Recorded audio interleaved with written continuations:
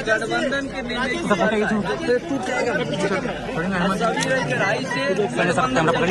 अरे हाथ फंस अरे हाथ अब गया नहीं करेंगे अरे हाथ अब गया हेमंत जी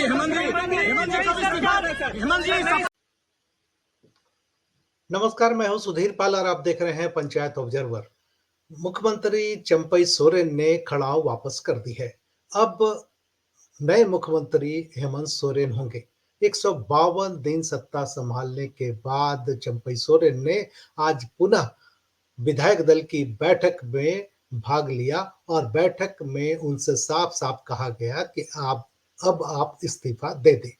4 महीने विधानसभा चुनाव को बचे हुए हैं और इस 4 महीने से भी कम अवधि के लिए हेमंत सोरेन पुनः मुख्यमंत्री चुन लिए गए हैं।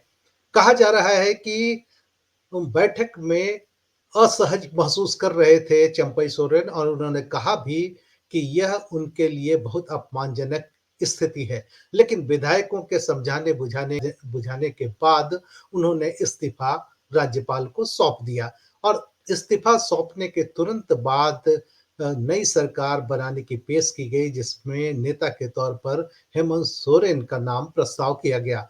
आज हेमंत सोरेन के नए मुख्यमंत्री के तौर पर शपथ लेने की संभावना है। हेमंत सोरेन को रेगुलर जमानत मिली थी, तभी से यह कयास लगाए जा रहे थे कि क्या हेमंत सोरेन पुनः गद्दी पर वापस आएंगे। कई लोगों को इस बात पर संदेह था, उन्हें लग रहा था कि 4 महीने ही चुनाव के बचे हैं, तो ऐसी स्थिति में ये नहीं कोशिश की जाएगी कि चंपई सोरेन जैसे वरिष्ठ नेता को सीएम पद से वापस त्यागपत्र दिलाया जाए और मुख्यमंत्री के तौर पर हेमंत सोरेन की ताजपोशी होगी। लेकिन जो जानकार सूत्र बताते हैं और जो जेएमएम की राजनीति को नजदीक से देखते हैं, उन्होंने पुख्ता तौर पर इस बात की जानकारी दी थी कि ये अगले 2 से 3 दिन में, यानी जब हूल दिवस मनाया जा रहा था 30 जून को, लगभग उसी दिन तय हो गया था कि अगले 1 से 2 दिन में हेमंत सोरेन की ताजपोशी हो जाएगी। और हूल दिवस के कार्यक्रम में भी यह देखा गया कि पूरे तौर पर, भले यह सरकारी कार्यक्रम था और मुख्यमंत्री उस कार्यक्रम के मुख्य अतिथि थे, लेकिन कार्यक्रम उनके ही इशारे पर चल रहा था। उस समय से ही अंदाजा हो गया था कि हेमंत सोरेन की ताजपोशी होनी तय है। और आज विधायक दल की बैठक बुलाई गई और स्पष्ट तौर पर हेमंत सोरेन की तरफ से महागठबंधन के सभी विधायकों को निर्देश दिया गया था कि बैठक में उपस्थिति आवश्यक है। और जिस समय से यह निर्देश दिया गया था, लगभग उसी समय से यह तय माना जा रहा था कि चंपई सोरेन जी का इस्तीफा ले लिया जाएगा। और 2 घंटे बैठक चलने के बाद अंततः यही फैसला हुआ और फैसले के बाद महागठबंधन ने शाम 7:30 बजे के आसपास राज्यपाल से मुलाकात की। चंपई सोरेन का इस्तीफा सौंपा गया और सरकार बनाने के लिए हेमंत सोरेन का नाम प्रस्तावित किया गया। और आज जो देश में परिस्थिति बनी है, जो विपक्ष का जो जमात इकट्ठा हुआ है, उनके खिलाफ महागठबंधन ने भी एक अपना हूल क्रांति करने का निर्णय लिया है। इन सामंती सोच वाले, मनुवादी सोच वाले लोगों को राज और देश से इनकी जड़ें ही कबाड़ देने का हम लोगों ने संकल्प लिया है। आज इन प्रकार हमारे नेताओं को, महागठबंधन के नेताओं को किसी को नहीं छोड़ा, चाहे राहुल गांधी हो, चाहे अरविंद केजरीवाल हो, चाहे हेमंत सोरेन हो। मनगढ़ंत कहानी, फर्जी केस पर जिसका कोई साक्ष्य नहीं, और जो उनका विरोध करेगा उनको जेल में डाल देगा या फिर कोई भी हद तक ये जाते हैं। लेकिन इनको पता नहीं कि झारखंड एक ऐसा धरती है जो पूरा झारखंड खून से सना हुआ ये वीरों का धरती है। इधर सिद्धू कानू है तो उधर भगवान बिरसा मुंडा है, उधर चांद भैरव है, इधर नीलांबर पीतांबर है, तेलंगाना खड़िया है, अनगिनत हर चौक चौराहे में। हमको क्या डराओगे?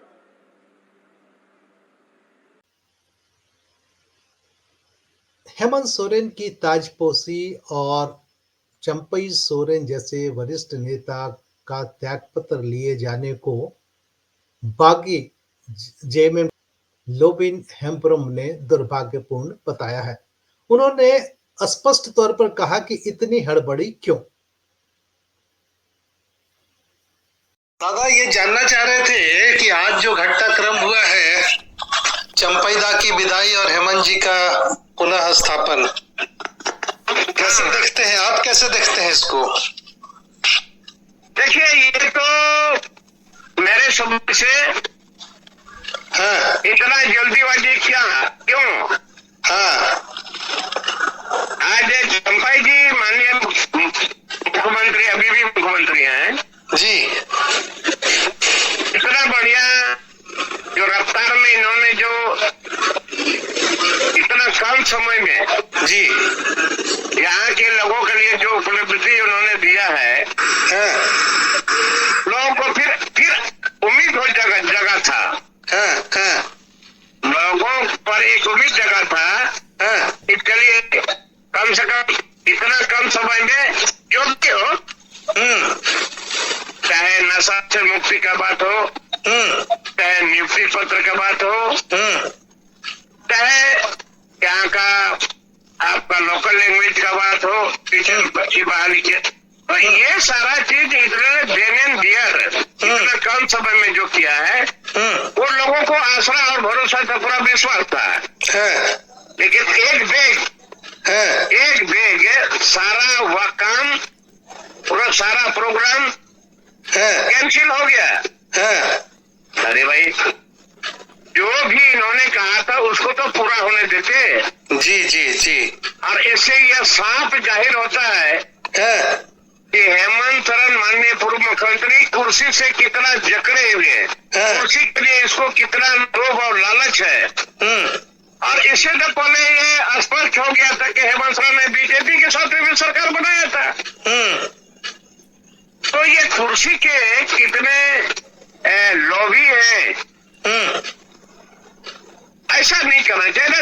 4 महीने का समय था, 4 महीना भी नहीं था। इसको आप जब जेल चले गए, तो इन्होंने कुर्सी संभाला, आप ही ने दिया, तो इतना जरूरी क्या था? सही बात, भी बर्दाश्त नहीं कर सकते हेमंत सोरेन जी। सही बात है। और वो भी बहुत अपमानित करके ये किया गया उन्होंने, घोर अपमानित हो गया।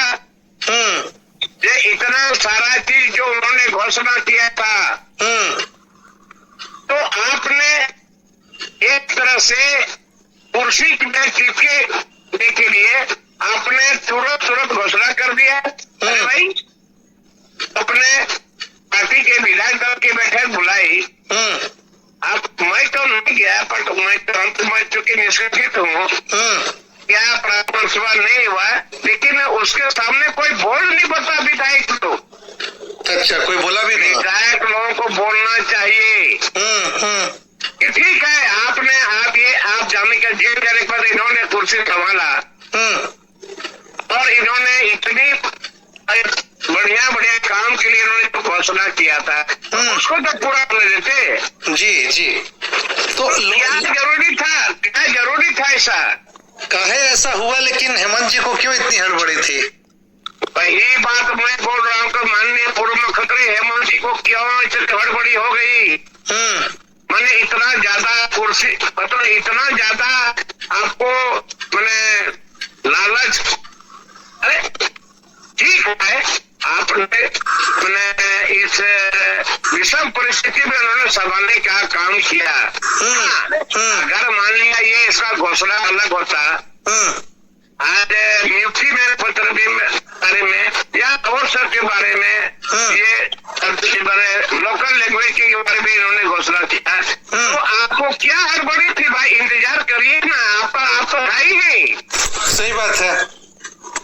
उन्होंने, इसे साफ परिलक्षित होता है कि पूर्व मुख्यमंत्री कुर्सी में चिपकने के लिए उन्होंने ऐसा किया है।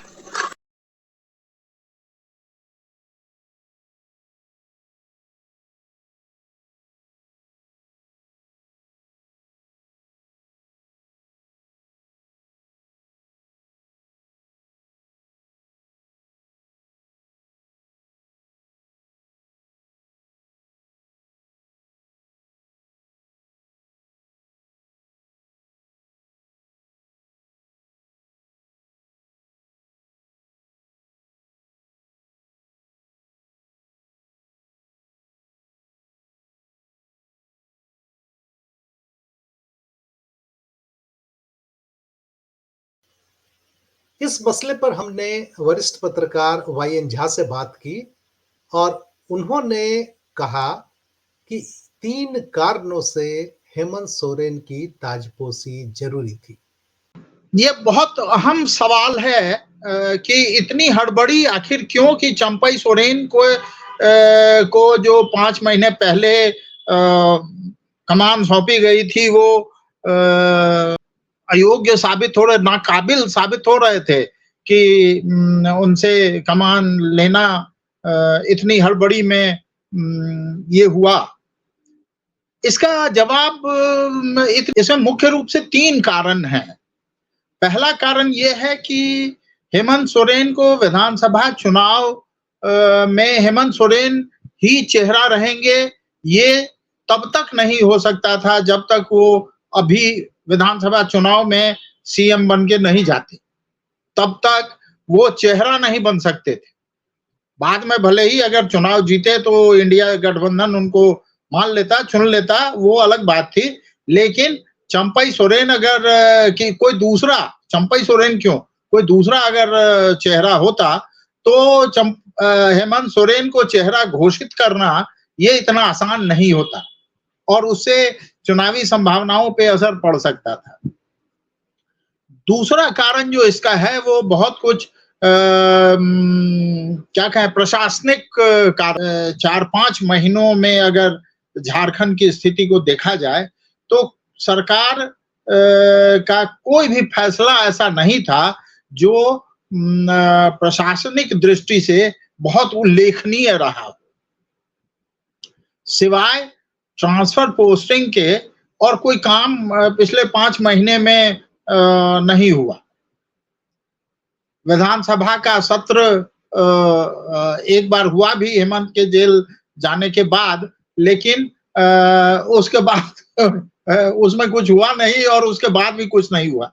हालांकि लोकसभा चुनाव में जो 5 सीटों पर जो जेएमएम की जीत हुई उसमें चंपई सोरेन की भूमिका एज सीएम बहुत दूसरे दर्जे की थी, दूसरे लेवल की थी। वो नेता कभी नहीं रहे 5 महीने में, सीएम भले ही रहे हों। तो ये एक प्रशासनिक कारण था, एक ढीला ढाला शासन चल रहा था। इसका कारण ये हो सकता है कि चंपई सोरेन को ये कहा गया हो उस समय में कि आप सिर्फ खड़ाऊ लेके और कमान आपको सौंपी जा रही है, जब बाहर आएंगे तो आप उनको सिंहासन सौंप।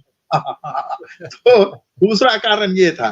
तीसरा जो चर्चा आज दिन भर ये, बल्कि कल ही शाम से ये चर्चा 2-3 मित्रों, एक चर्चा थी कि चंपई दा के सरकार में 2-3 किरदार ऐसे रहे जिन्होंने उनके जो निकट के लोग थे उनके बारे में शिकायतें हेमंत सोरेन तक पहुंचाई, कल्पना सोरेन तक पहुंचाई और खास करके उसमें जमशेदपुर से चुनाव लड़ने वाले समीर मोहंती का नाम सबसे पहले आया कि वो उन्होंने बहुत शिकायत की कि कोल्हान में जेएमएम का जो आधार है वो कमजोर किया जा रहा है। क्या इसका जेएमएम की सेहत पर या 4 महीने बाद जो विधानसभा चुनाव होने हैं उस पर कोई असर होना है क्या, या पार्टी के स्तर पर कोई असर होना है? देखिए, मुझे जो लगता है कि जेएमएम की सेहत पे कोई असर नहीं पड़ेगा।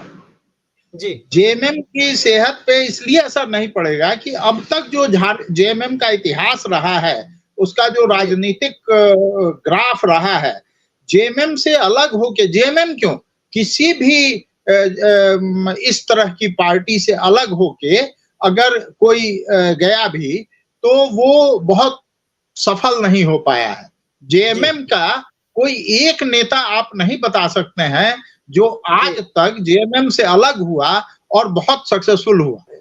हेमंत सोरेन ने जो सहानुभूति अर्जित की है जेल जाने के बाद, और जो उनका कद जो बढ़ा है, जी जी तो उससे उसके उनके कद के मुकाबले चंपई सोरेन का अपमानित होना, मुझे नहीं लगता है कि विधानसभा चुनाव में बहुत ज्यादा असर करेगा। आज के कार्यक्रम में बस इतना ही। कल फिर मिलेंगे किसी नए विषय के साथ। अगर आपने हमारा चैनल सब्सक्राइब नहीं किया है तो कृपया हमारे चैनल को सब्सक्राइब करें। कार्यक्रम पसंद आए तो लाइक करें और कमेंट्स करना न भूलें। धन्यवाद।